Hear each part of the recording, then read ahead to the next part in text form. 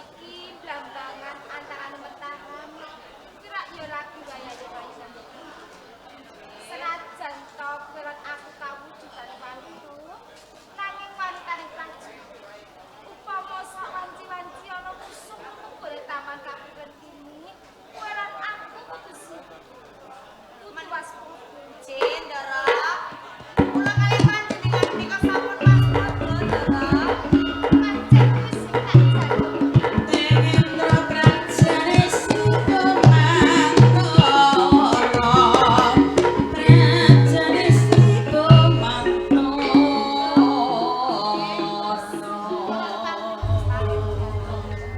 Kok dhisik ta. Kok wani-wani iki lumebur taman kapuren blambangan iki. Tamung iki papan panggonane bocah wadon. Kok kumlancang. Sopo kuwi? Ah, Julang. Jolang Putra saka Entar. putra saka Mataram.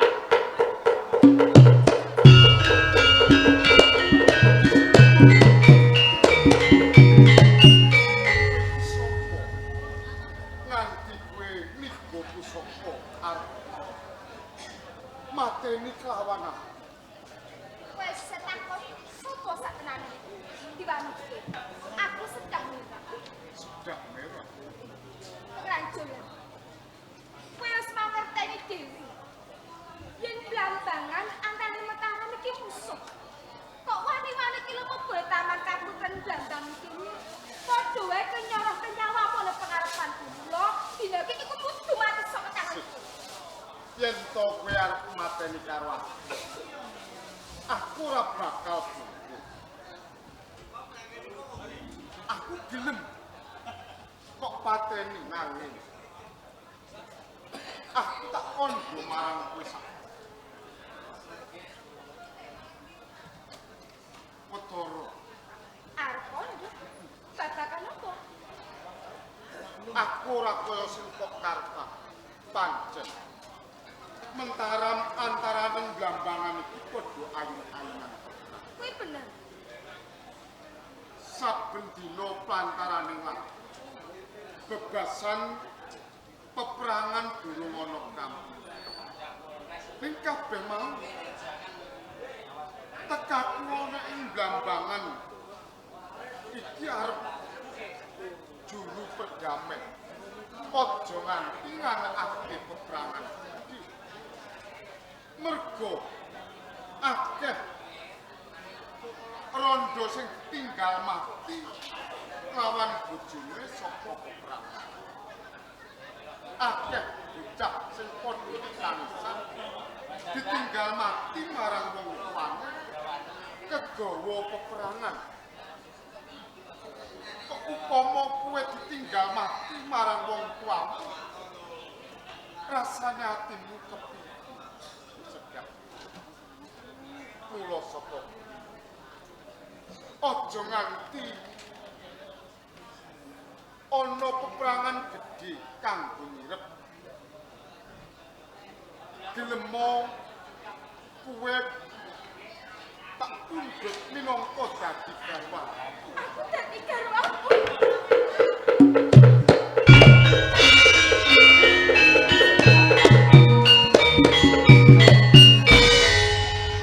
Sedap. Kaya ora percaya padaku, Nggih Rasul. Kabeh mau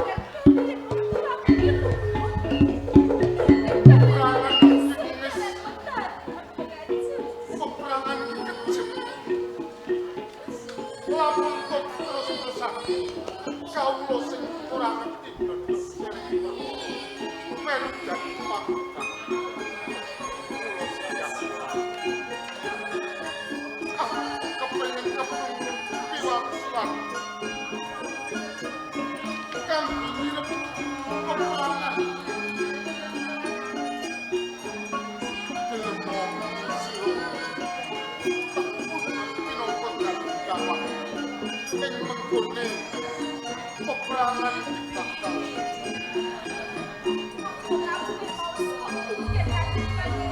sedap.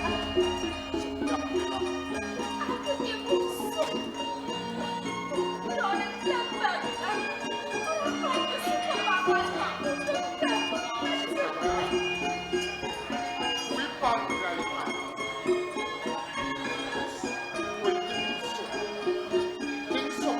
karpan kowe.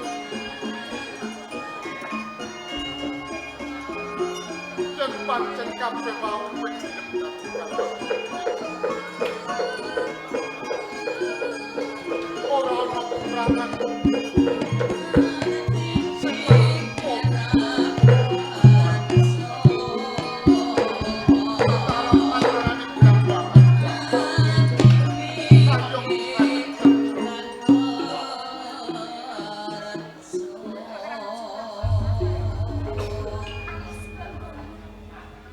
Yen wong atu-atu ki luput upama balelone metu.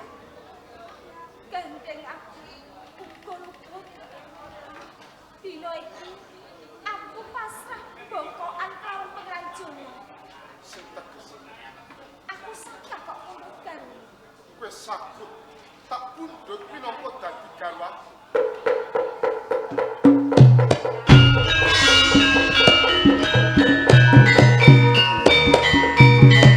Sejak ora Penganjone. ora kenyono-nyono babar pisan. Nggonku nembung kelawan kowe. Kok tampa basah. Kula kang sapa kuwi. Aku kepengin ngodi sepiro anteping tekad. Nggonmu nesnani marang aku. Penganjone. Aku tresno kula ingkang kula tujokake dumateng Gusti.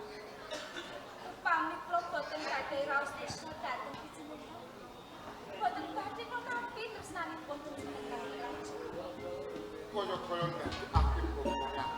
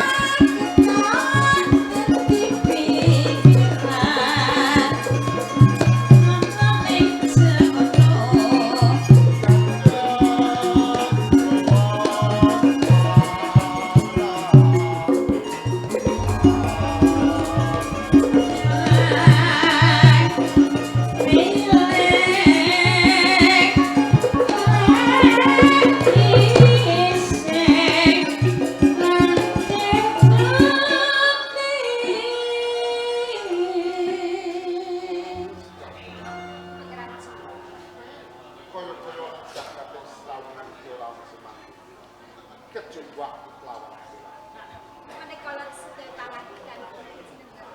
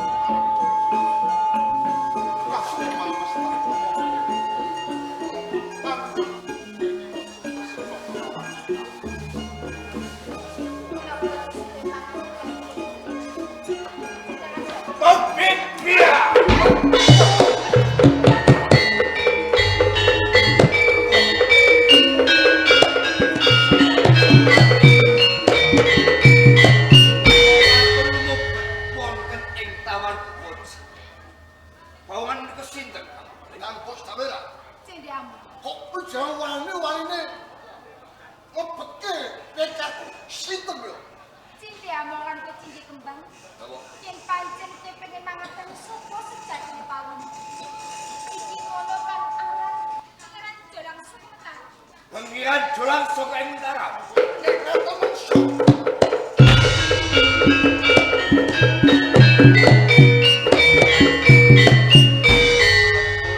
Menungso kang minuwe. Wektu dina iki mblambangan lan mentaran lagi wae ayun-ayunan terang. Ning dene semono kewani lumubu ana ing Taman Sari cedhak tawan kanggo Kang. Oke, jolang. Wani mlebu jroning aku mau lapangan. Tak ibaratake kutuk marang sudut. Kowe kudu mati sok tangan.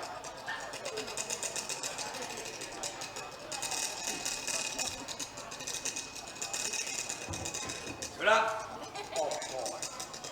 Aku ora bakal Kagongo. kok upama kok paten omah.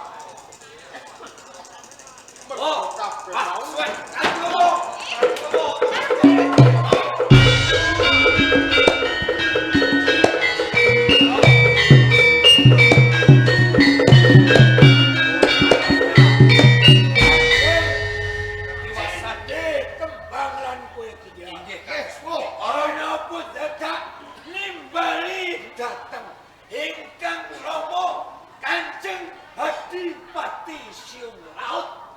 Kanjeng Rama dalah panjenengan wo Joko Suro wedal sak mangke kanggo sedang merah sampun cedak kawan pengiran Julang saka ing Utara. Panjenengan Julang, pengiran Julang. Kowe mati Julang.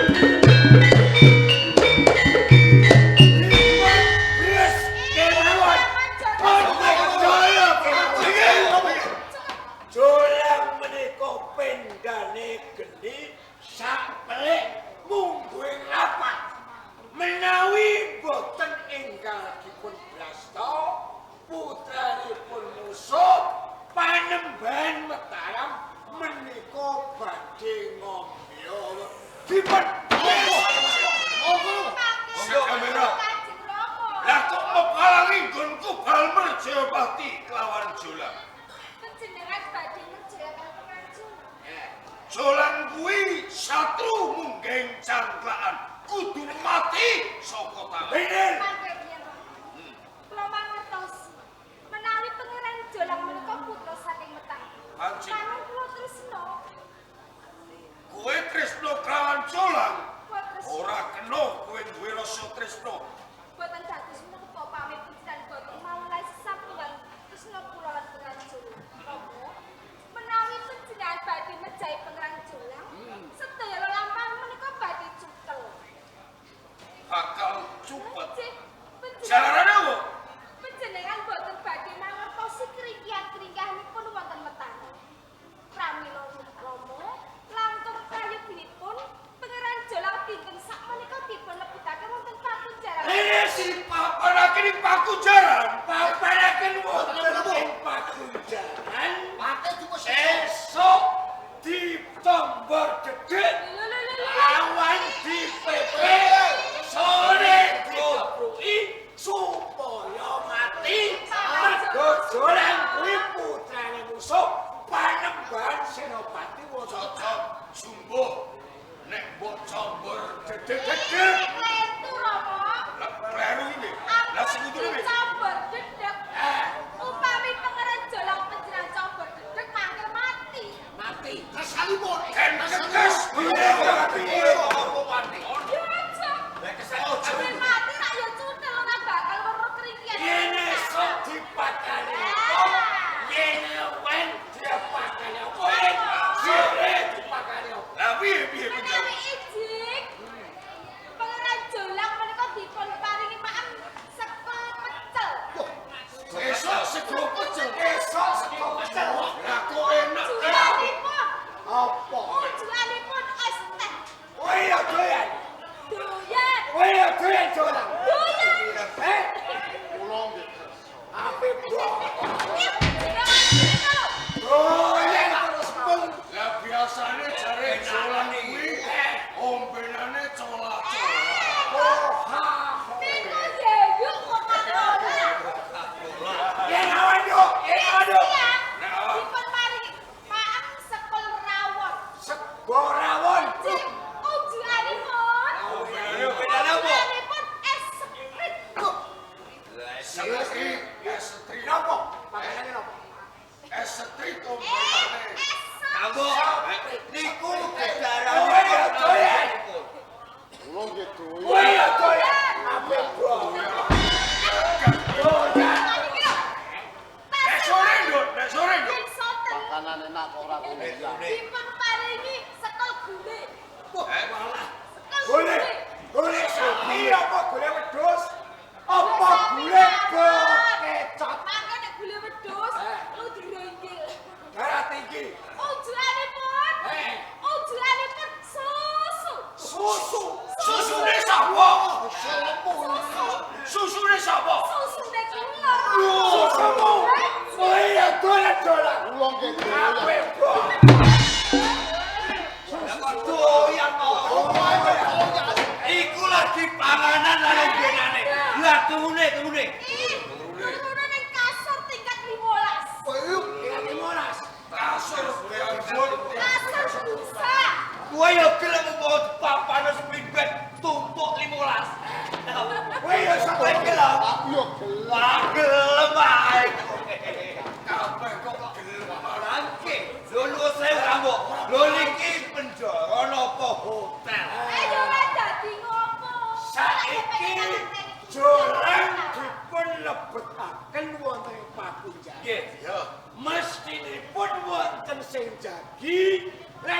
sinten ingkang beto kuncining pagunjaran kunci mori pagunjaran. Nek jolang mlebu ana ing pagunjaran ora ana liya sing dak pasrahi jaga korine sing tak pasrahi kuncining pagunjaran ya ora ana liya ya mung kowe kang ora cocok.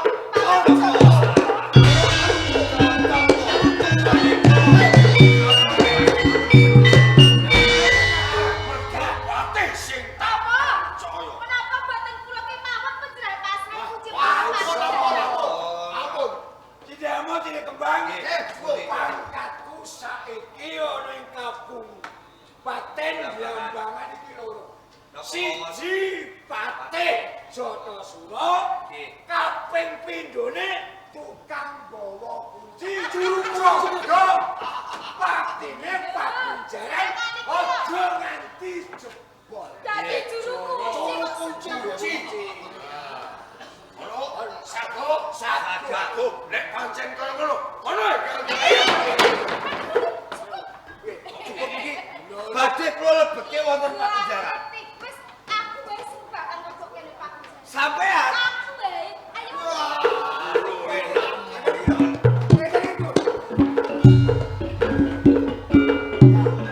Gandeng renteng, kaya dene tagrawe. Minggu aja nganti kendhane proyekno.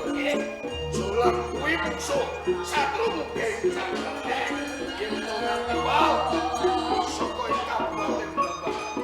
Minangka tanggung jawabmu lan kowe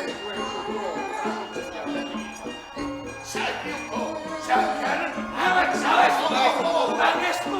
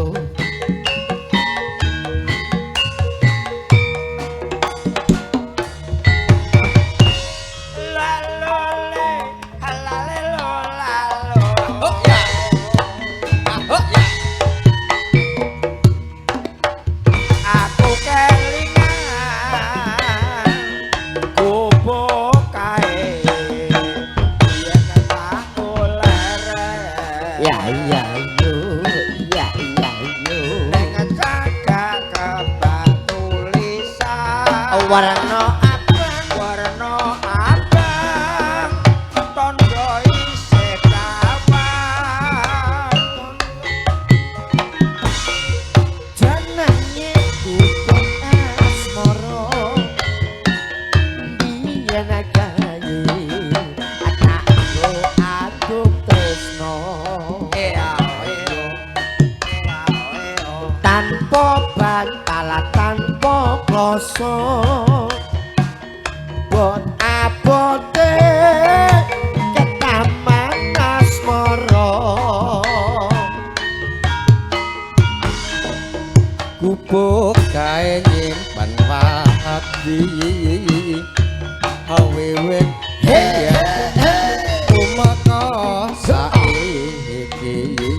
tumeka saiki gubuk gawe kebak crita wayah bengi nganti gagat rino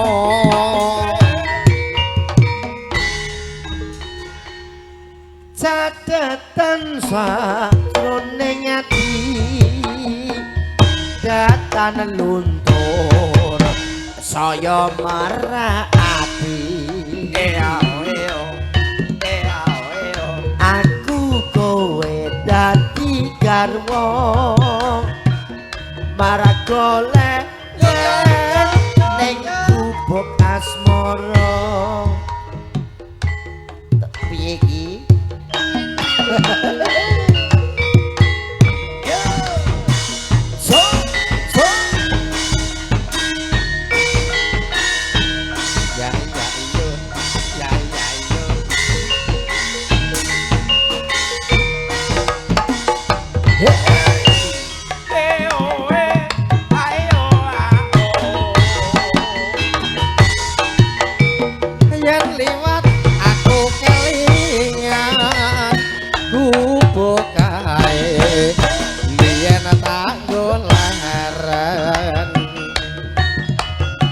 Neng cagak kabak tulisan warna abang tondo isih rawan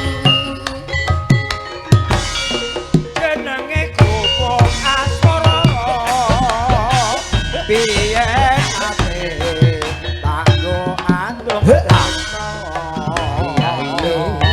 iya tanpa bantal tanpa kloso bot abote kadang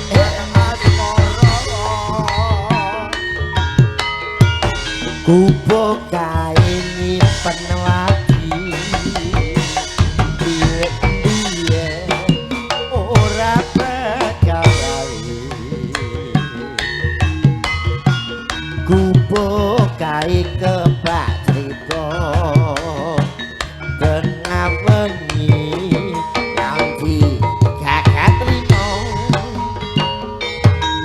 wah hey catetan sajroning ati datan luntur saya merati aku kowe dadi garwa marang goleren ning gubuk asmara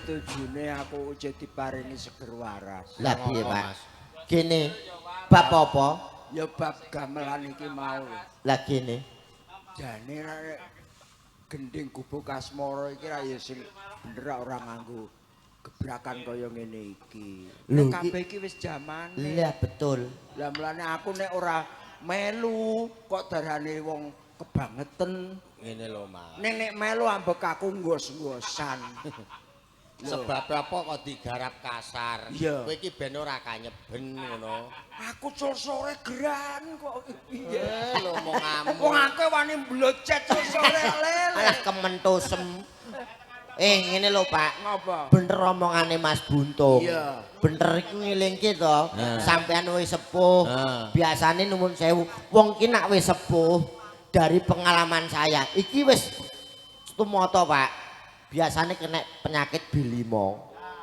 tak suamplok lambe lho iki tenan sah aku gak bodoni rungokno omongane anakmu Lana iki tenan Pak dari pengalaman iki kabeh wong tuwa sepuh-sepuh sing sepuh-sepuh iki ora jenengan tok kene kabeh wong apa dulur-dulur kene kabeh nak sing sepuh mesti kena penyakit bilimo Oleh sekolah kesehatan iki kapan? Ora usah kesolah kesehatan iki faktor dari lapangan aja. Aku lah yo lagi krungu iki penyakit kok B5. Iku tenan lho Mas. Tenan tarar. Tenan iki tak otak-atik dari pengalaman aku ning lapangan nggone seni iki. Iya iya. B5 penyakite wong tuwa. Tenan, Rod. Tenan, Pak. Bis-bisan apa le? Budek. Budek. Ngene iki nek anak swampluk wong tuwa dosa apa ora? Lah saiki kari kowe. Iya. Wis budek apa urung? Durung. Ya sabar enteni delok engkas. Budek. Ku budek, Pak. B2 bawur. makam dhewe. Makam dhewe piye gelut? Diterusno piye? Ijek cetha ngene berarti bawur. Sik, kowe kandha ijeh cetha. Ya. Saiki kira-kira kowe nglebokno bolah ning bolongane dom iso apa ora? Angil. Lah iya iki berarti wis mendekati ngono. Sabar enteni delok engkas. Sabar kudu. Sabar. B3 Iki tenan lho, Pak. Iya. Iki sing tak ngerteni lho, Pak. ya B3 apa? Budek, bawur, Ya. bungkuk.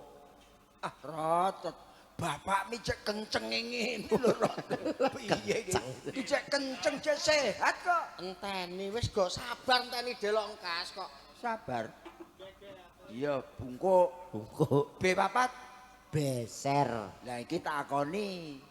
Aku mau cul sore wis ana ping 7 leh ku nguyuh. Nah, wis cedak berarti nek ngono. Wis nyedaki B5 maksudku. Kan wis teko B4. Iya, Cak. Mas teko B5 ya. Teko B5. Lah mulane aku mau nuwun sewu, mesti sing sepuh kaya ngene iki, Pak. Iya, iya, iya. Budek, bawur, bungkuk, beser. Lah iki B5 apa le B5? Bongko. Alah Gusti Allah. Wis, bongko ora ngarah ora. Bongko ora. Sabar enteni delok engkas. Iya. Nah aku ora sabar arep mbok disiki ya disiki gak apa-apa. Sik kene tak takoni. Apa? Basa Jarot muni bongko ketoke kok gelo atimu. Iki upama ya. Iya. Iki upama kowe mati ngono milih mati dhisik apa mati ngguri, Mas? Endi wonge sapa sing ora ngerti, wong nek jenenge wong urip iki kepengin umur dawa, umur panjang. Iya. Tetep mati ngguri ya. Pengen mati ngguri. Iya, kan iso ngomong anak putu. Iya. Lah terus sing mendem sapa? Kowe ku goblok kok, Pak. Lah kowe karek wong sitok tengil-tengil udah bongko kabeh. Ya nek ngono mati dhisik. Ngajak mati dhisik. Iya. Ya ndang budal lho kuburane sisih kono. Apike terno karo kowe, Dik. Terno, Dik. Pangkanes. Wis rasa ngrembug ngono luar biasa. Ora ngono wong wedok karek papat tok ijo ning ndi jajal lah. Ya ora apa-apa. Lah papat nek tuwek kabeh. Lambene. Wis tuwek kabeh. Nek gak ana wong tuwa ya ora mungkin ana kowe enom. Lah iya, kowe iki rasa tek maido perkara tuwek. Lah gini Mas. Nek aku ini seneng sing tuwek. Lah kok iso seneng sing tuwek? Mergo apa wae iki nek tak rasakno iki enak sing tuwek. Rungokno iki lho. Contone piye? Sing pengalaman. Kowe ngerti woh jeruk? Roh, Nek tuwek rasane, legi, nek enom kecut. lah iya enak sing tuwek rasa maido. Bener ta kandhane ya. Iku Pengalaman lagi, wong tuwa. Iku lagi jeruk. Terus neh iki pelem. Pelem ini nek tuwek mateng rasane piye? Legi, Lah nek enom, kecut sepet. lah iya enak sing tuwek. Seneng Rungokno lho, rungokno kowe dibeloi lho buntung. Lho pancen ya tak bela ancene iki logika ya Mas. Iya, betul, Nyoto betul. enak sing tuwek. Lah kowe saiki roh gedang. Gedang lho gedang. Roro. Nah saiki nek tuwek mateng ngono iki rasane piye? Ya legi ya Mas. Nah, Nek enom. Sepet nyereti. Lah iya enak sing tuwek rasa ngayal. wong ide apa-apa. Patek guyu gene lho, Mbah. Urung karuan sing tuwek tek enak iku urung karuan. Enom iku enak ya ana kok. Ngeyele. Ya ora ngeyel iki tenan kok, Pak. Wong wis Ora enak. kasunyatan. Kowe tau mangan jangan bung ta ora? Biasa. Jangan bung digawe apa? Pring. Pring nom apa pring tuwek? Yon tuwek iku nyogrok gorokamu.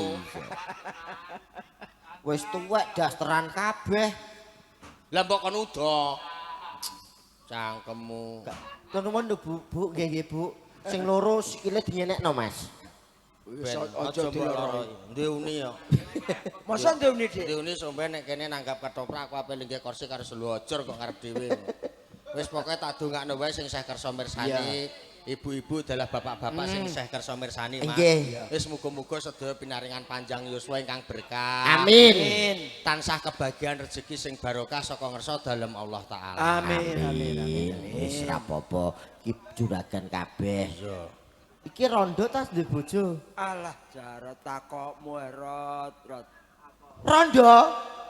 Anak rondo potonganmu aku rawani kok. Bongko aku mesti.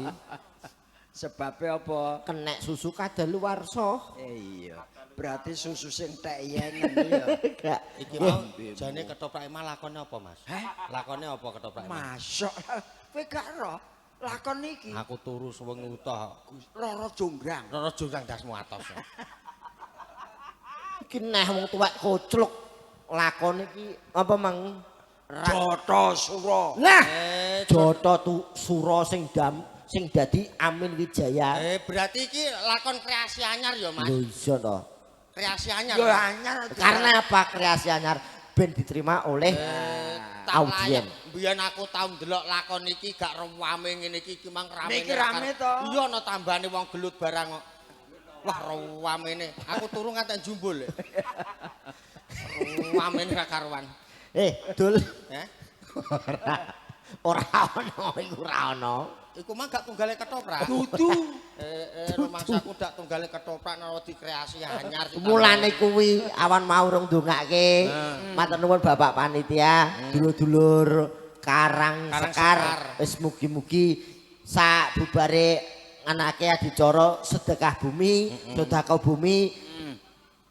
Desa Sekar Karang Sekar dadi desa ingkang gemari palojinawe, murah sandang murah pangan. Amin. Ngono kabeh Bapak Panitia terima kasih. Ya to Mas Guntung. Iya. Sapa ngerti iki tahun 2026 tanggapane ya murah, ketoprake ya murah.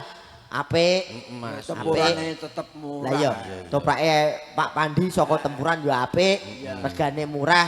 Iki tahun 2026 nanggap Mustika Budaya.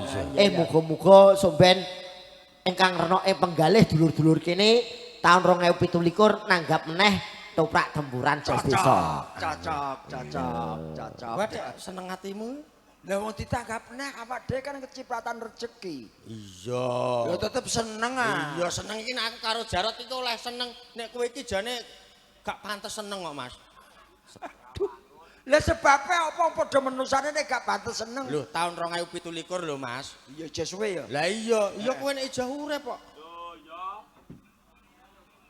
Kowe kira-kira ijah urip ta ora nek seneng iku. Ayo bareng ae Dik. Nesunek.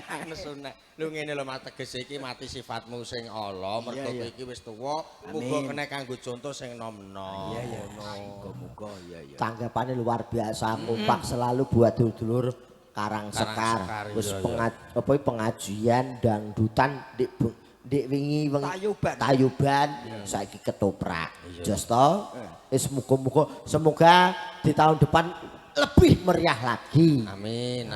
Pas nanggap ketoprak nek dinane setupon. Gini Pak. Dina setupon Karang Sekar sedekah bumi. Wis roh ora sambok omongi. Lah iya. Uri-uri budayane wong Jawa. Nembang. Mula ayo dilestarekake. Wong papat iki wis ana sing ngantuk ta urung? Wong papat iki lho. Lah nek ana sing ngantuk ape mbok keloni? Ora kudu wong tuwek. Wah nek isih ning kono kuwi ya urung ngantuk isih mirsani kok ya. Mertandake sujud syukur kabeh saka peparinge Gusti. Hang ngurmati sing nyikal bakal kang bakal desa niku. Kabeh warga padha gawe jajan tumbek tape bungkulan bugis. Muga-muga warga Karang Sekar urip bagya mulya. Amin. Barang tak rungokno iki mau jebule kowe iki apa benek? Aku tak kowe. Kondangan wis bar. Kok kondangan wis bar. Lho ora ngono, barang kowe meneng abene kok ya kono goleki ngono lho Mas. Tembrembya. Kedep tisma aku nyawang selendang biru gelungane tasikane kebaya wungu nyampe solae semes lagane gawe piso nyoto kagunane gede paedae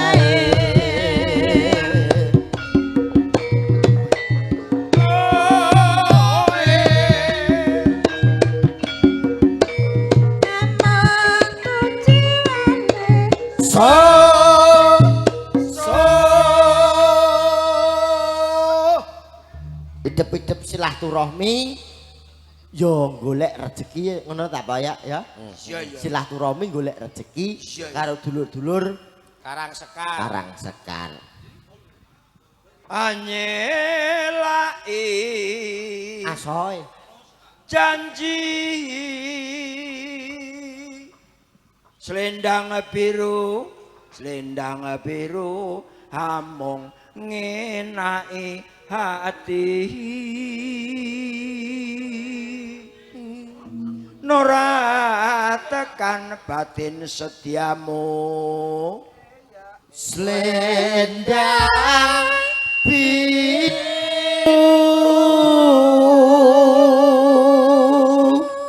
tetep ana janjimu selendang biru Oi.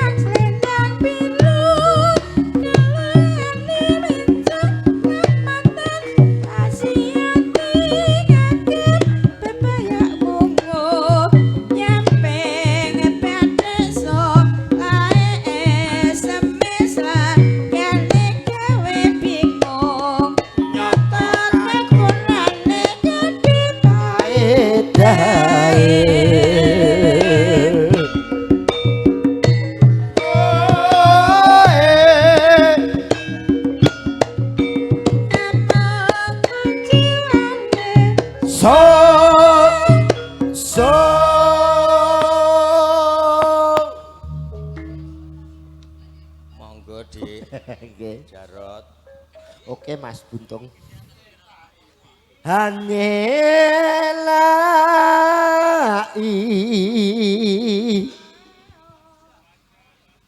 janji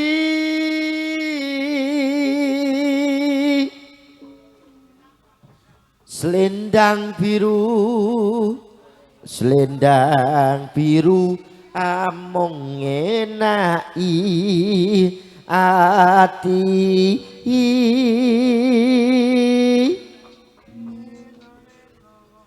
Nora tekan batin setiamu selendang biru tetap ana janjimu selendang biru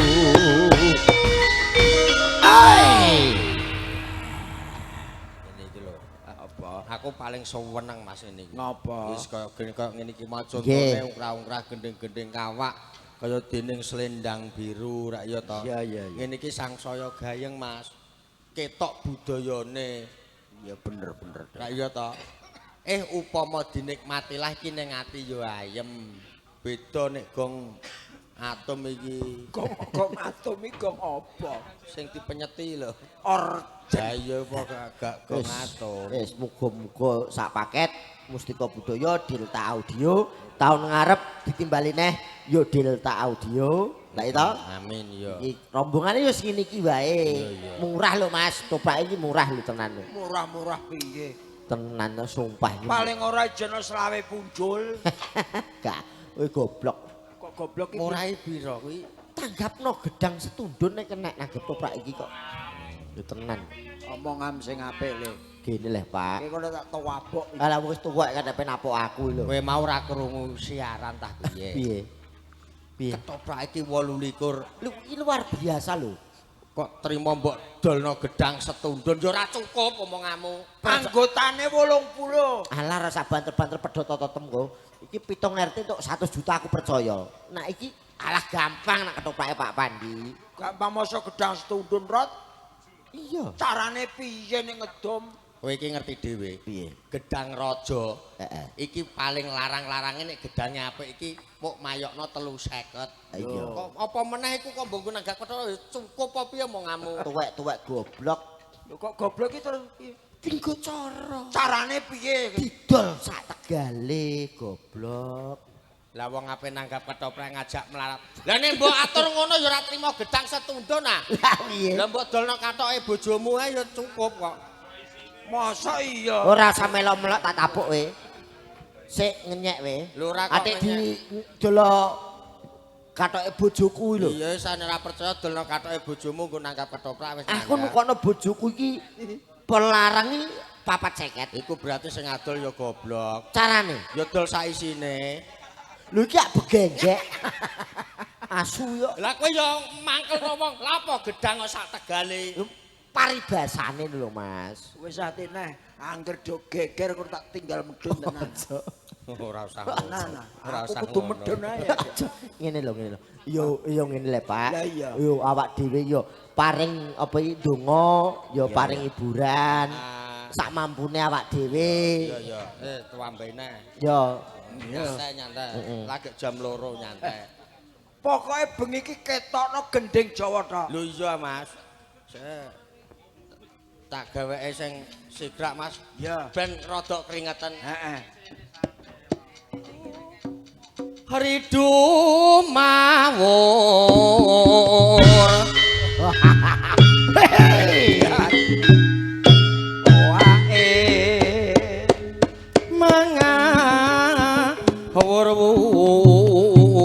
Harahan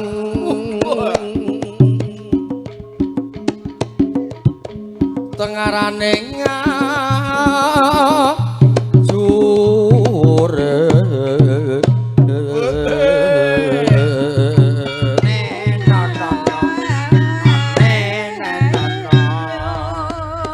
Gong maguru gongso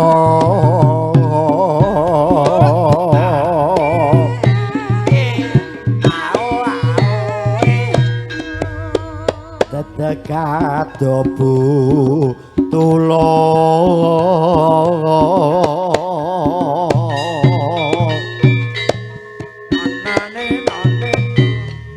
pra panjriting Trangga esti harakata kengkang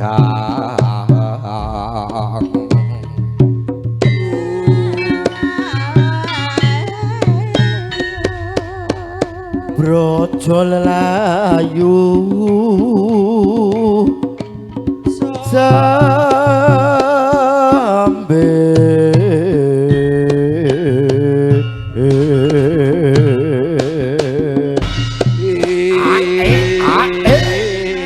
sesarangan Mustiko Laras. Iya. Gimana sebantu kagem bro. Ugi kadang ngambil modern Delta Audio. Yuk. Ya. Pada seberapa tuh Joko susu kawan. Ayo.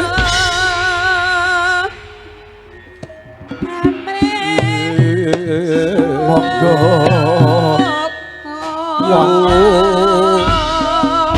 Wonten 10 guntur.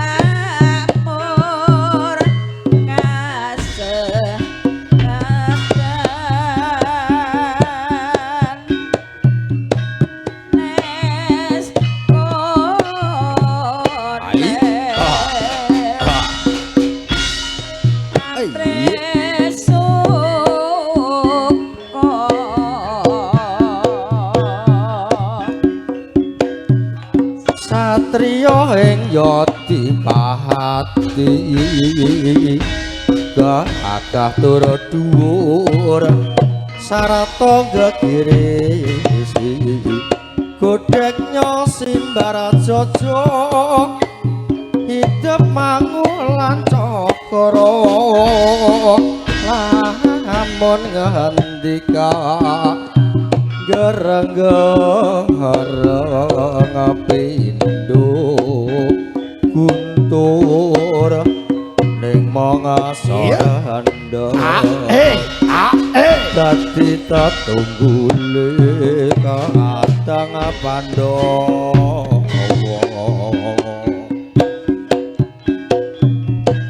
satriya ing Yadipati gagah tur dhuwur sarta gegirisi godhegna baradodo idep mangulan cakra lamun nyandikan gereng-gereng pindho guntur ing mangsa rende dadi tetunggule kadang Pandhawa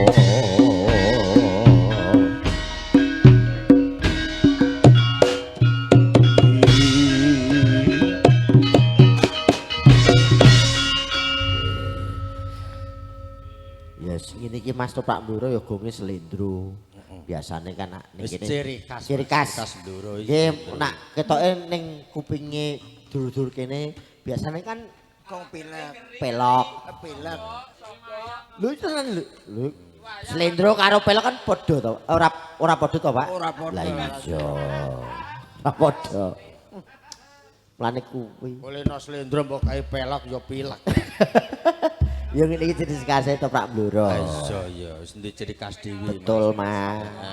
Nek daerah Pati biasane pelok, nek Bluro itu tetep slendro. Ya. Gendinge kan ono biasane iki nak gendinge iku apa bawane Mas lho, Mas. Iki lho. Sing piye le?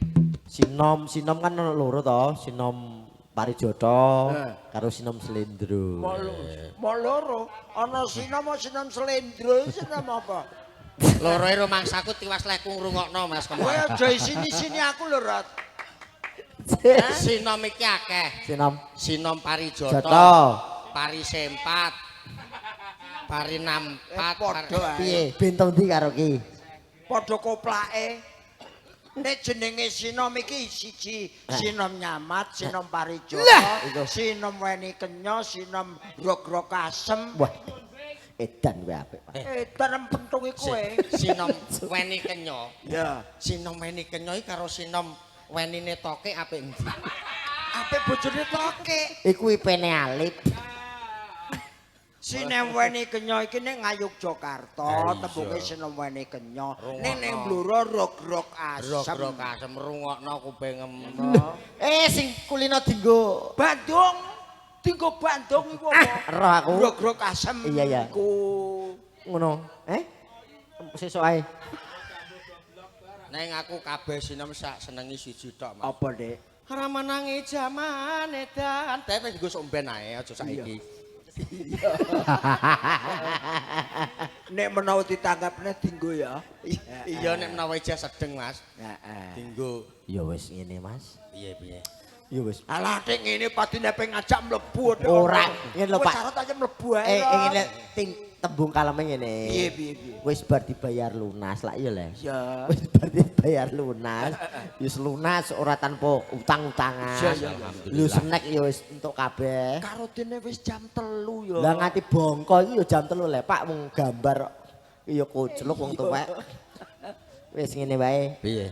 Tur nuwun Bapak panitia, dulur-dulur Karang Sekar, wis mugi-mugi tansah manggih wilujeng, ora ana setunggal punapa-punapa, sak bubare adicara sedekah bumi iki tansah manggih wilujeng. Ayo kabeh sowan nek ana awak dhewe sak rombongan mustika budaya, pandi ya wis mulih lak ya le. Awak dhewe sing ngaturake kaluputan ana sak rombongan Angin tebuk mangil bulat-bulat. Iya ngene. Yes muga-muga wae kanthi binarunging gending 10 buntur, muga-muga iso dadi rena ing penggalih. Nek ana kuranan putih nggone ngaturi pasebatan aja lali nyuwun bunging samudra pangaksana. sak warga mustika budaya. Terusno lakone Mas. Ya wis ayo.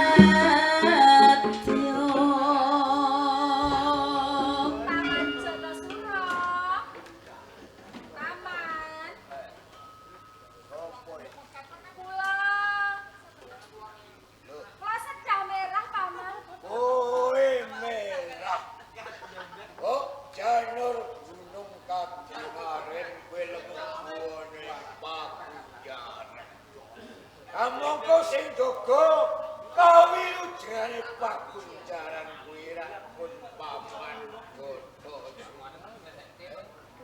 Paman, kula niki ngertos saben dinten panjenengan menika nak njajaki pagunjaran. Kula niki mesake kalian paman Joko. Mesake perkara apa mira? Pramila paman, dinten sak menika kula ngiring paman Joko. Kowe ngirim karo aku. Ngirim apa sedah mira? Kula ngirim pelangananipun paman Joko. Langenan apa sedah? Tujuan. Yen ngono kebeneran wirid karo aku wis ngerti klangenane paman Patih Jotos. Lanjut sampun niki paman merke kilip. Yen ngono kawane rene. Kok kotok. Monggo dipun diunjuk malah paman. Diunjuk malah kasih.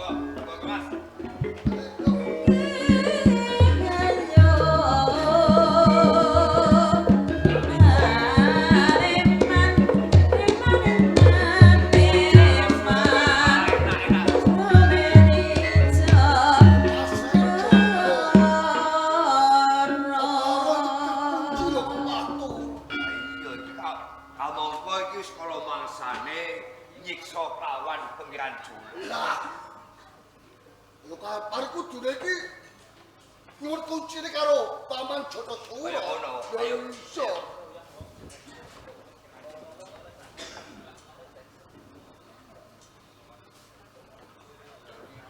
Halo. Awas. Jangan boleh.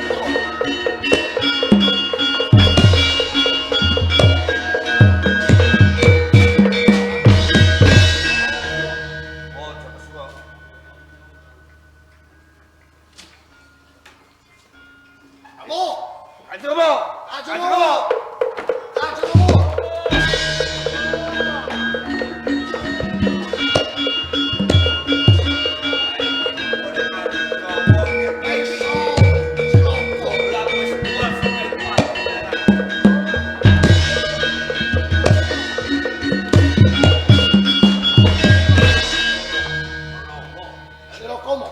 Wedal sak mangke dan pengiran julang menika uang saka ing Pakujaran. Pakujaran jebol mo. Pakujaran bobol. Niki.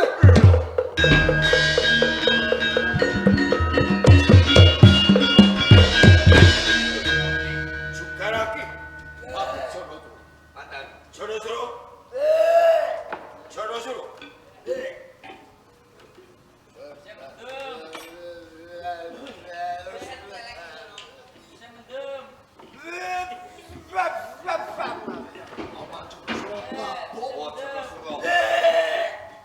Gagang Patih Jono-jono. Aku kang tedak ana ing Pakunjaran. Kanjeng Dipati Syamla.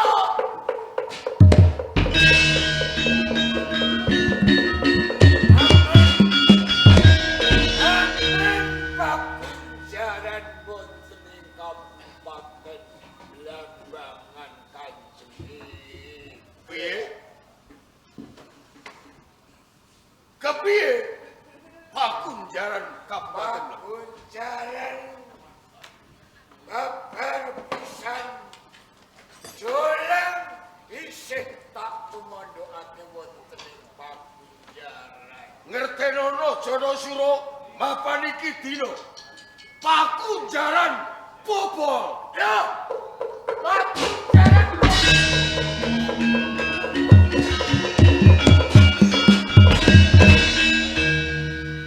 Pakunjaran boten bakal bobol mergo kunci korine Pakunjaran menika sing beto kula. Ngendi? Ngendi kuncine Pakunjaran? Jenengan kepengin mangertosi. Halo. Ayo. Kunci Pakunjaran ilang kanjeng.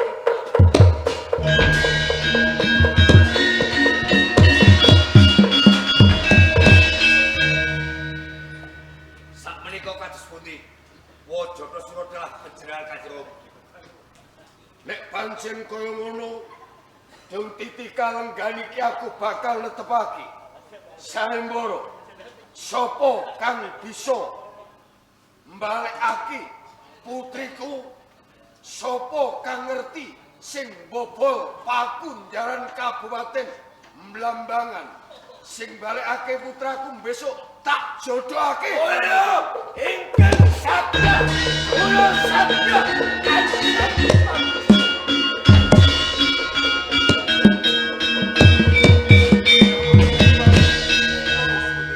Sinisra kudu melu tanggung jawab bab perkara boboling Pakunjaran. Mula saka kuwi sira tak sambri purba lan wasesa kecekle Pangeran Jola.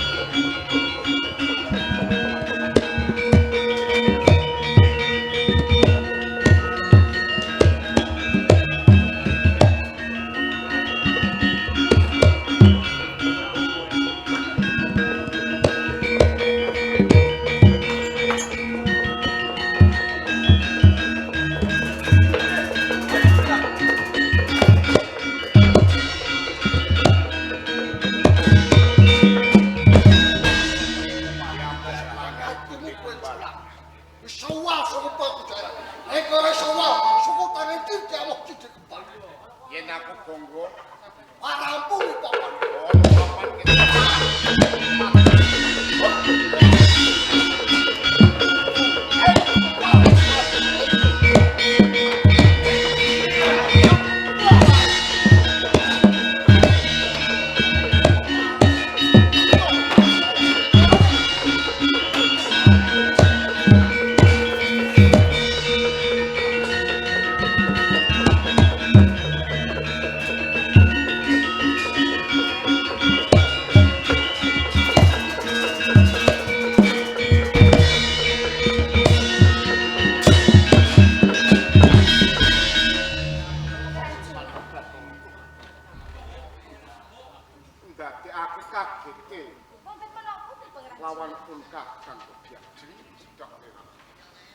suwayah tetandingan kelawan Cindiamok Cindi Kembar. Cindiamok tak tamani pusaka tumekaning pati. Bareng dilangkai Cindi Kembar bisa waloyo temainjak. Nganti aku keplayu oning papan kene iki mah. Pengaji. Menapa panjenengan pengen mangertosi? Menapa tu pengapesanipun kadang dosa? Yen pancen kowe ngerti pengapesane Cindiamok lan Cindi Kembar bisa tumekaning pati. Kaya kepundi? Kadang kula sakmara saged kawon menawi dipun adu kumbo. Didu kombo mati.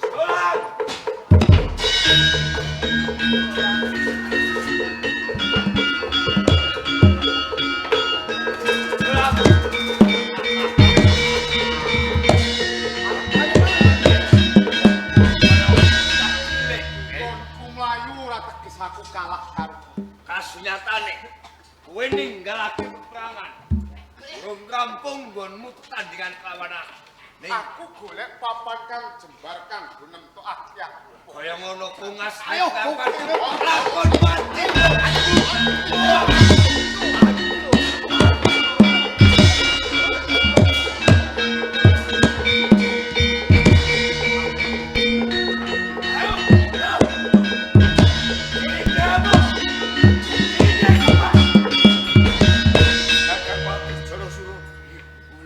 tanggung jawabmu, piye janji-janjimu nalika semana?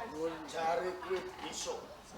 Cindiamok Cindi Kembang kuwi luput saka ing pati saklawase. Katiasaning linuwe ning kasunyatane Cindiamok Cindi Kembar mati. Menawi ingkang setunggal putra biyen pecah menika saged dipun langkai saged dadi satemah mulya saged urip. Menika dipun adu kumbo menika dumawah pengapesapun ingkang putra Cindiamok Cindi Kembar. Tinemu apesing Cindiamok Cindi Kembar. Menika sampun ginaris Kanjeng Pati. Garis-garis piye? Aku ora percaya.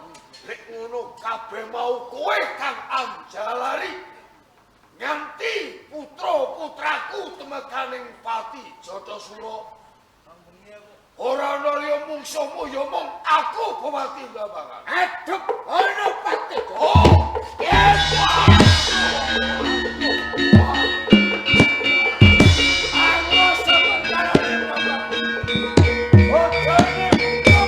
bakal tak goncang, tak goncang.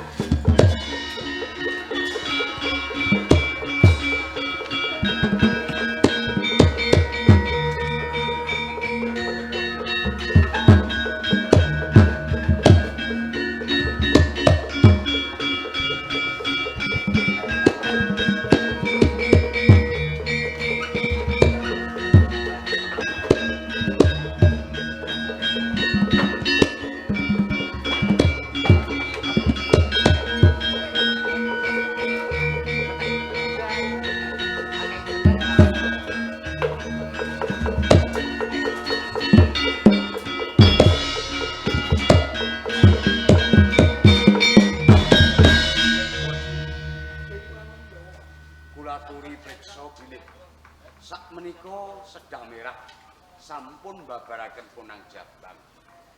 Mila panjenengan kula aturi nyusen kersane jebing panembani Senopati. Putranipun Pangeran Jolan lan Sedang Merah badhe kula paringi pusaka asma. Sedang Merah lan Pangeran Jolan putramu tak paringi jimat asma Joko Degdaya ya.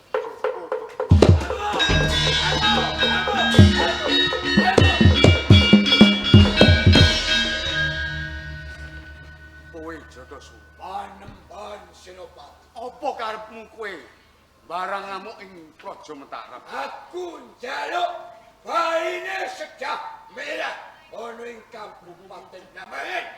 Yen ora digulungake dening Patih Jatasura, Mataram kula damel keket. Pripun? Monggo piyambak kula menggali. prajur kados pundi? Jebeng panembahan Senopati. Yen pancen lekasing Jata Surakaya mengkono.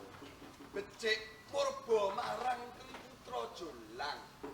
Negara antarane garwa sing dipilih pundi? Jolang kasinggihan kula. Saiki aku mundhut unjuk aturmu. Tetela Bob Patih Jatasura ora narimakake yen Sedah Merah mapan ana ing Praja Mataram. Mula kuwi kowe pilih garwa apa negara Mataram?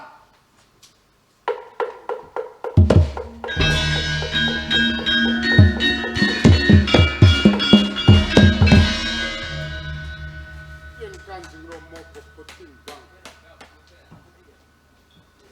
ngenani anggen kula bebrayan kali Sedah Merah. Kula abot negari Rama. Yen kowe abot negara, kowe kudu pisah lawan Sedah Merah.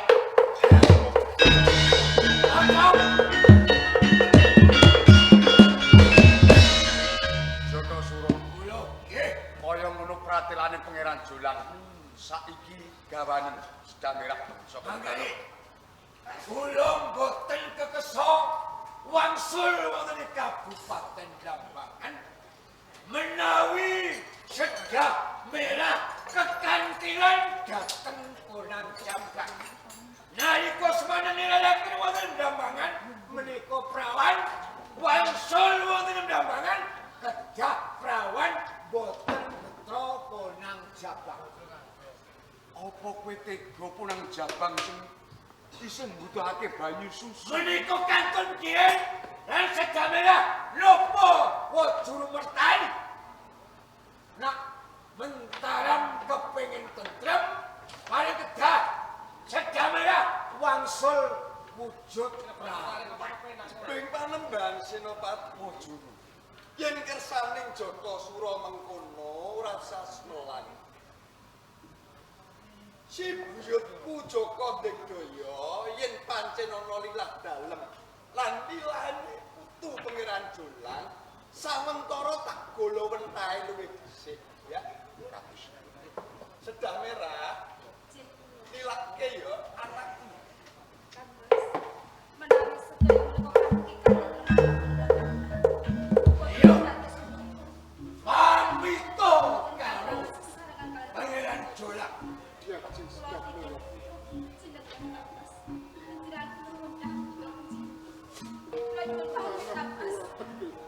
Lawan sliramu ya Jeng Sedah Merah.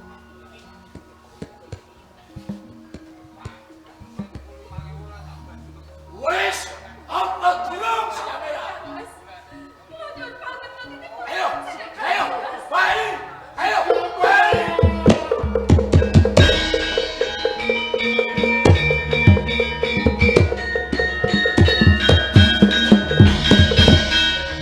Mas Jolang, aku ramai do gempale. Penggalihku krana kowe pisah marang si bojomu utawa wadon sing mbok tresnani. Ning kabeh wis mbok kersake to ya. Ini tak mbane putramu ya. Pun panjenengan kula wentah. Ben panembahan Senopati Wajur kados. Aku pamit bali Mandharaka. Buyutku tak bawa bali Mandharaka Jaka Digdaya ya. Kula titip kawilujenganipun wayah.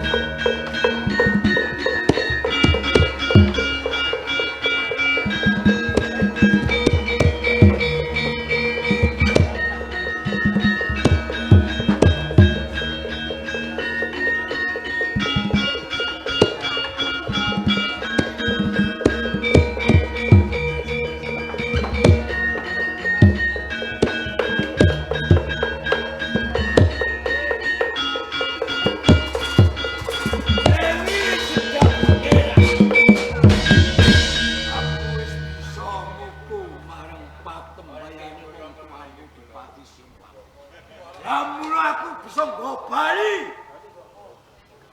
Ning Kabupaten Lambangan kuwi arep dijodohake dening Paman Patih Jotos. Kira gelem lan saguh apa? Saestu. Panjenengan layak fungsi badan tresna datang.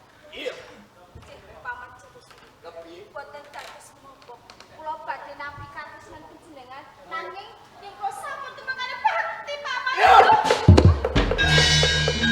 Setia, Mena.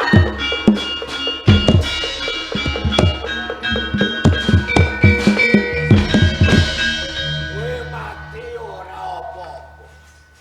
Isih ana wadon sing ayu ngungkuri karo kowe. Garwane Temenggung Gendeng. Aku bakal munggah oleh Temenggungan.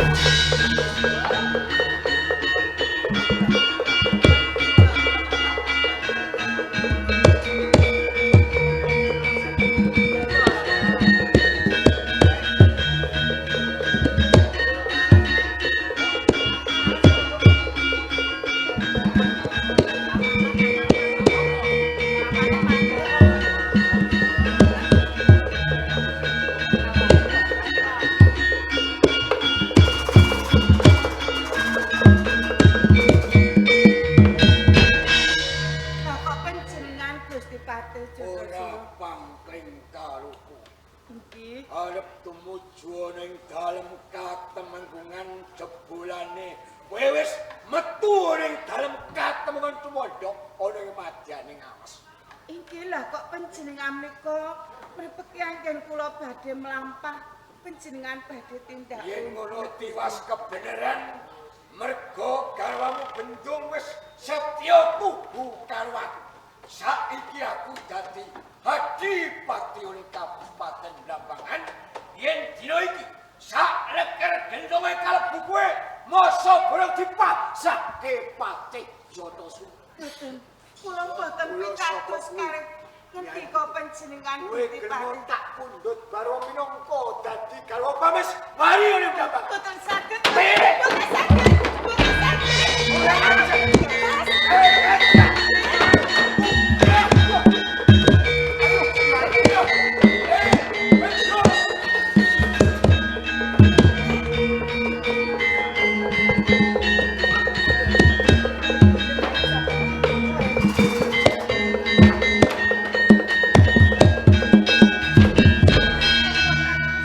Apa kabeh? Gusti Patih Jotos Suro Srirani. Kok badhe ngersakaken dumateng kula Kang Jotos. Bakal ngersake Srirani. Inggih. Srirani, Kula kados pundi Kang Mas? umpama kowe tak gondeli, mesti aku dadi korban perkara iki. Mula saka kuwi Gusti Patih Jotos Suro turutana ya siang.